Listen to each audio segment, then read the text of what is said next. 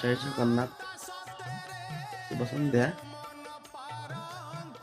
ଆଜ୍ଞା ମୁଁ ଗୋଟେ 3 ଦିନ ପୂର୍ବରୁ ପାଣି ବିଷୟରେ ଗୋଟେ ଭିଡ଼ିଓ ଛାଡ଼ିଥିଲି। ଆଜ୍ଞା ମୋର କିଛି ସ୍ୱାର୍ଥ ନାହିଁ, ତଥାପି ମୁଁ ଏତେ କଷ୍ଟଟା ଲାଗିଲା କାହିଁକିନା ମୋର ଘର ପଛପଟେ ଗୋଟେ ୱାର୍ଡ଼ ହେଇଯାଉଛି ବୋଲି ସେଠି ପାଣି ଆସୁନି। ତ ସେଇ ଘରର ପଛପଟେ ଆଗକୁ ଟିକେ ଆମ ଘର ଆଜ୍ଞା, ସେଠିକି ପାଣି ଆସୁନି। ଠିକ୍ ଅଛି, ଆସୁନି। ସେଥିପାଇଁ ମୁଁ ଗୋଟେ ଛୋଟିଆ ଗୋଟେ ବ୍ଲକ୍ କରି ଛାଡ଼ିଥିଲି। ବ୍ଲକ୍ ମାନେ କ'ଣ, କଷ୍ଟ ଲାଗିଲା ପାଣି ସକାଶେ ସେଠି ଆମ ଘର ପଛରେ ଗୋଟେ ଘର ପାଣି ଆସୁଛି, ଅର୍ଥ କ'ଣ ପଛ ତ ଆମ ଘରକୁ ପାଣି ଆସୁନି କାହିଁକିନା ସିଏ ଗୋଟେ ୱାର୍ଡ଼, ଆମର ଗୋଟେ ୱାର୍ଡ଼ ହେଇଯାଉଛି। ସିଏ ଗୋଟେ ଦୋଷୀ ଗୋଟେ ୱାର୍ଡ଼ ହେଇଯାଉଛି, ଆମର ଏଟା 40 ୱାର୍ଡ଼ ହେଇଯାଉଛି। ଠିକ୍ ଅଛି, ଯାହା କିଛି ପାଣି ତ ଆଜ୍ଞା ସମସ୍ତଙ୍କ ଦରକାର ନା, ମୋର ଏକୁଟିଆ ଦରକାର କି?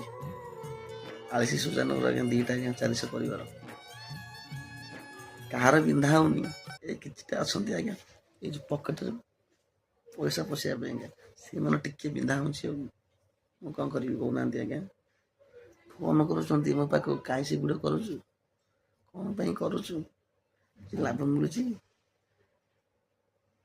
ଯାହା ହେଉଛି ହେଇଯାଉ ଆଜ୍ଞା, ମୋତେ ଏମିତିଆ କହୁଛନ୍ତି ଆଜ୍ଞା। ସେଇମାନେ ଯେମିତି ଆଗକୁ ପଞ୍ଚାୟତ ଇଲେକ୍ସନ ପଳେଇ ଆସିବନି କି, ହେ କୋଉଠି ଅଛୁ, ଭୋଟ ଅଛି ଆସିବୁ, ତେଲ ପକେଇବାକୁ ଦିଆହବ, ଚିକେନ ଖାଇବାକୁ ଦିଆହବ, ମଦ ବି ପିଇବାକୁ ଦିଆହବ, ଆଉ କିଛି ନାହିଁ। ସେତିକି ସରିଲା ପରେ ଯେତେବେଳେ ଯେଉଁ ଦଳ ଜିତିଯିବ ତାପରେ ଆଜ୍ଞା ମୋର ଗୋଟେ ଇନ୍ଦିରାବାସ କରିଦେବେ, 20,000 ଦେବି, 15,000 ଦେବି, ସେ ସେଠୁ ଭାବ କାଢ଼ିବ। ଆଉ ଏଇମାନେ ଆଜ୍ଞା, ଆଉ କେହି ନୁହେଁ। ଏ କୁଜି ନେତା ହେଲା, କୁଜି ନେତା। ପାଣି ଆଜ୍ଞା ଗୋଟେ ରାସ୍ତା ଗୋଟେ ଆଜ୍ଞା ସମସ୍ତଙ୍କ ଦରକାର, ସବୁ ଗାଁରେ ମଧ୍ୟ ଦରକାର। କିନ୍ତୁ ଆମ ଗାଁର ଲୋକ କିଛି ଅଛନ୍ତି ଆଜ୍ଞା, ଗୋଡ଼ ବିଠା ଲୋକ ଅଛନ୍ତି, ସେଇମାନଙ୍କ ସକାଶେ ହିଁ ଆଜି ଆଜ୍ଞା ଆମ ଗାଁକୁ ପାଣି ଆସିପାରୁନି। ସତ କଥାଟା ମୁଁ କହୁଛି ଆଜ୍ଞା। ଆମ ଗାଁରେ ଆଜ୍ଞା ସମସ୍ତେ ଆଜ୍ଞା ଖରାପ ନୁହନ୍ତି, ବହୁତ ଲୋକ ଭଲ ବି ଅଛନ୍ତି ଆଜ୍ଞା। କିଛି କିଛି ଲୋକ ସମସ୍ତେ ଆଜ୍ଞା ବହୁତ ଖରାପ ହେଉଛନ୍ତି, ଆମ ଗାଁଟା ବି ଖରାପ ହେଇଯାଉଛି ଆଜ୍ଞା। ତେଣୁକରି ଆଜ୍ଞା ମୁଁ କ'ଣ କରିବି, ଏ ପାଣି ସକାଶେ ମୁଁ ଛୋଟିଆ ବ୍ଲଗ୍ କରି ଚାଲିଲେ ସେମାନେ ମୋତେ ଫୋନ୍ କରି କହୁଛନ୍ତି କାହିଁ ସେ ଭିଡ଼ିଓ କରୁଛୁ, କ'ଣ ପାଇଁ କରୁଛୁ, କିଛି ଲାଭ ମିଳିବନି।